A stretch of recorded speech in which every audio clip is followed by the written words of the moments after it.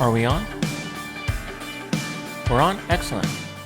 Good day, everyone. It is March 19th, 2020. This is Marc Zienkiewicz. I am editor of Germination, and I'm happy to be your host today. We're trying something a little bit different here. We're trying a news podcast to update you on the latest events in Canadian seed. And of course, this week we are focusing on the COVID-19 pandemic. As of today, Canada now has 770 confirmed and presumptive cases of COVID-19. And of course, the Canadian border has been closed to all non-essential travel from the United States. I have on the line with me Ashley Robinson. Ashley is associate editor for Germination based in Winnipeg. She's also president of the Manitoba Farm Writers and Broadcasters Association. Ashley, I understand you are working from home this week. What are you hearing in terms of the effect this is having on our agriculture community?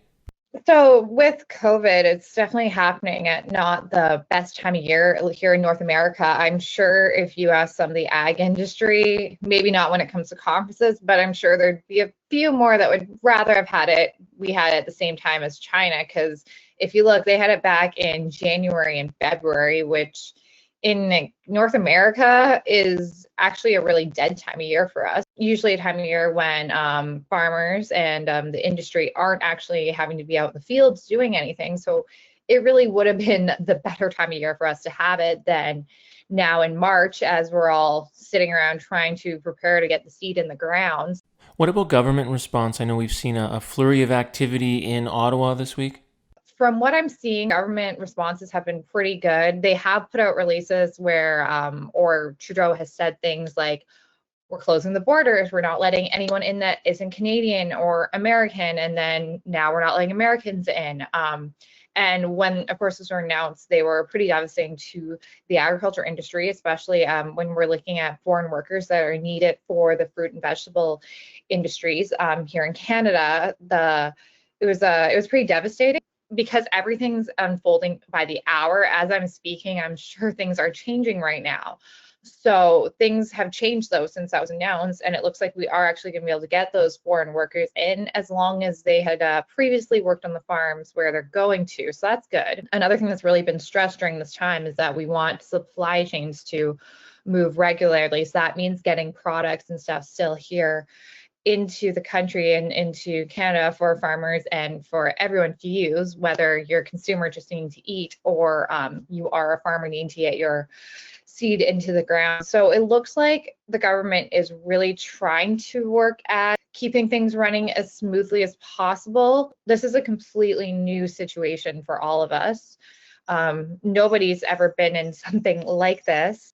It's just something that I think we're going to have to be adapting to and working with. And I think agriculture is one of the most adaptive industries I know, because who else can end up having your whole crop wiped out or because of a flood and then have to completely reseed it, or having a market completely wiped out because of geopolitical tensions. So I think the one industry that could actually really survive and possibly thrive would be agriculture. Yes, we are an industry that is used to getting through a lot of things.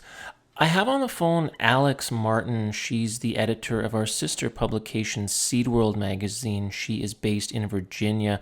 Alex, can you give us a snapshot of what's happening south of our border? Well, so far in the U.S., I feel like I haven't heard very much on the planting side of things.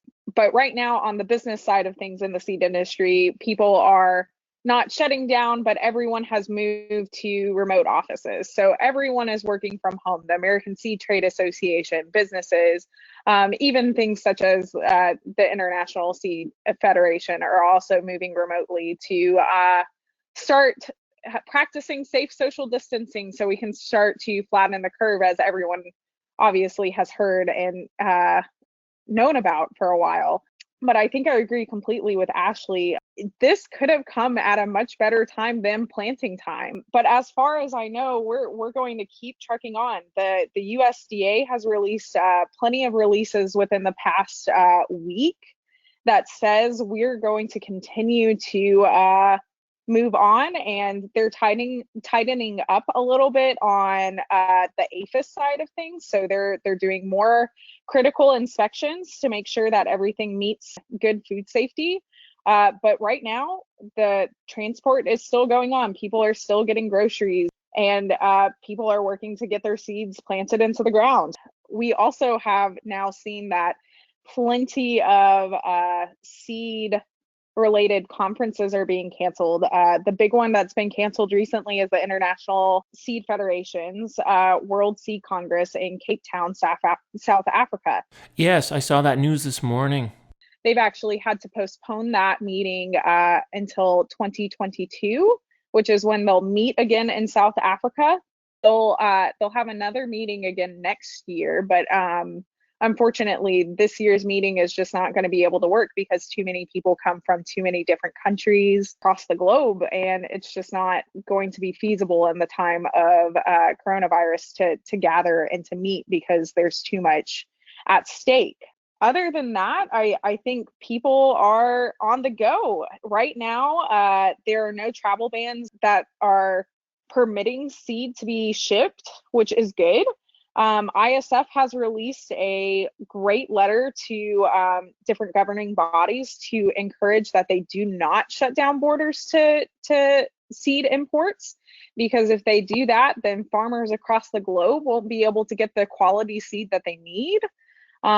So currently, we are hoping that that those borders stay open so seed can keep getting to farmers across the globe.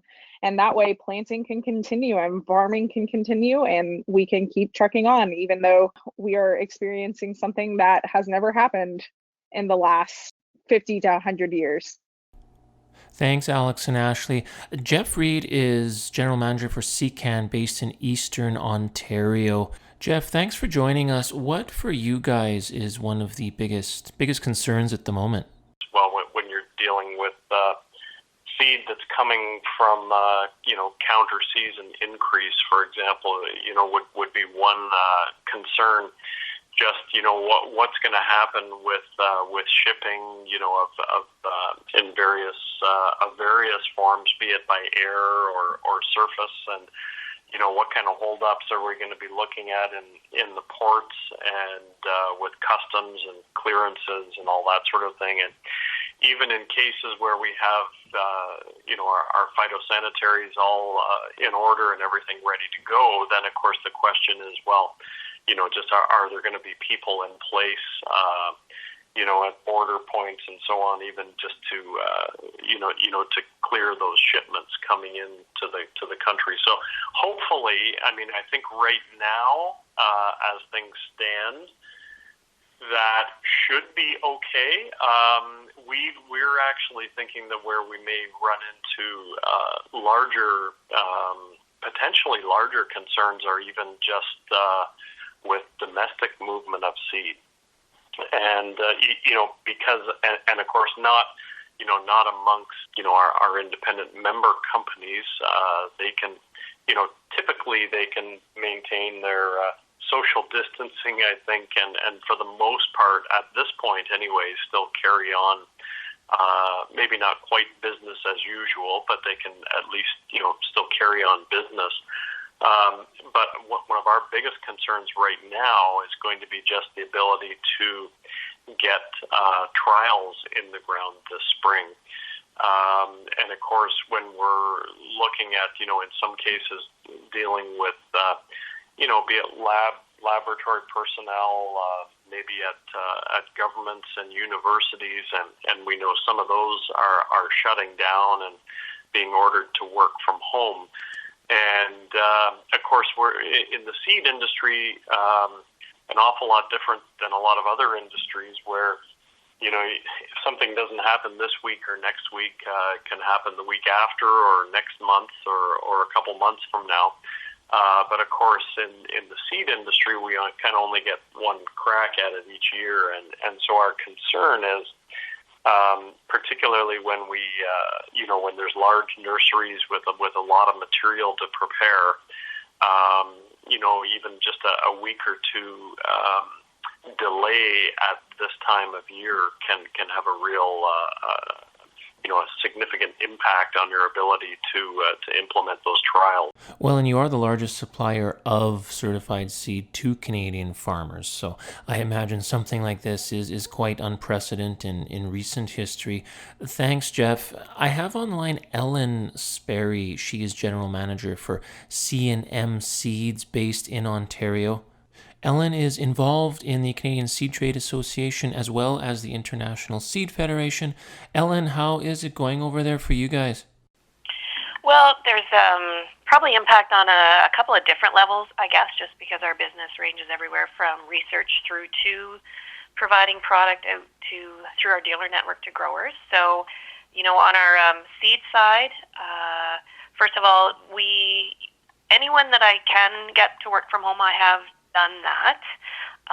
But of course, our warehouse staff and office staff need to be here, to do bill of ladings for trucks and to answer calls and whatnot. So we have implemented a bit of a lockdown on the office. So, similar to a lot of other seed companies, there was, of course, a flurry of activity at the beginning of the week, sending memos out to customers on procedures in the office. So the front door is locked with a notice to either call us, if somebody happens to show up in the parking lot, although that's pretty rare right now because everyone's in the same position. But to call the phone, or if we have dealers coming in to pick up seed, to arrange that in advance, which isn't really a change, we're just reinforcing it. And then the drivers are, in the past, they would have stopped at the office, signed the bill of lading that they're picking up, and then proceeded to the warehouse. So we've omitted that step. Drivers are just going right out to the warehouse. We're taking their name down and loading the truck. Of course, the drivers are being asked to wait with their vehicle, and then as opposed to taking paperwork with them, we're hanging on to that and emailing that out after the truck leaves. So, doing everything to minimize contact between customers and staff, and obviously all the social distancing activities in the office and hand washing and sterilizing and whatnot. So, what about the research side of your business? How's that being impacted? Yesterday, I sent a message out. I'm also the trial coordinator for the provincial trials. So just to connect with sponsors and, our other trial operators and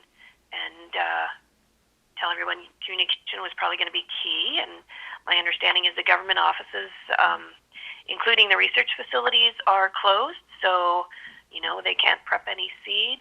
So who knows what the impact will be in a few weeks as we get closer to planting. So whether trials go in the ground or not will be a question. So far, seed coming into the country has all been making it. But, as long as the processes we have in place right now are still allowing business to take place, the couriers will still be working, I guess. And I don't really know on inspection services at the borders what that means for seed, coming in through, say, CFIA. So a little bit of an unknown on that end of things. But yeah, on those two aspects, that's kind of where we are. It's been announced that temporary foreign workers will be allowed into the country provided they undergo a 2-week quarantine upon entering. Are you affected by that at all, Ellen? No, we don't have any temporary workers. We have for about 10 years now having interns from France, from the ag school, and one of the ag schools in France has been working with us. So they don't usually arrive till July, so not sure yet what that means. But as far as temporary workers, we don't utilize them, but I know for the industry that does, that's obviously pretty big news. So I think there's still some implications, down the road that maybe we haven't entirely thought of yet, and things like the trials that hadn't occurred to me, strangely enough. But so yeah, we're all banding together. That's the positive side. So. It is indeed. There is a silver lining to everything. Thank you for joining me, Ellen.